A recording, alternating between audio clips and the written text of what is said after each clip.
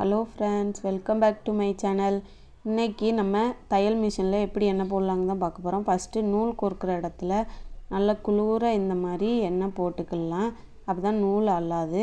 தையல் பெரிய தையலாக வேணுமா சின்ன தையலாக வேணுமா அப்படின்னு அட்ஜஸ்ட் பண்ணுற இடத்துல நல்லா எண்ணெய் போட்டுக்கலாம். மிஷினுக்குள்ளேயும் இந்த மாதிரி பாட்டில் உள்ளே கொடுத்து நல்லா எண்ணெய் போட்டுக்கலாம். நண்டுக்காலில் எண்ணெய் போட்டுக்கலாம்.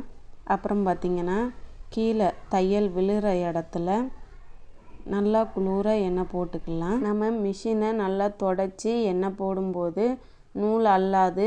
அதே சமயம் தையலும் நல்லா விழும், லூப் அடிக்காது, நீட்டாக தையல் இருக்கும். இப்போ பார்த்திங்கன்னா மிஷினை நல்லா சாய்ச்சிக்கிட்டு, அதாவது பாப்பின் நம்ம கோர்க்குற இடத்துல நல்லா குளிர எண்ணெய் போட்டுக்கலாம். வெளியே மட்டும் போட்டால் போதாது, உள்ளேயும் இந்த மாதிரி நல்லா போட்டுக்கலாம். அப்போ தான் மிஷின் உள்ளே துருப்பிடிக்காமல் இருக்கும்.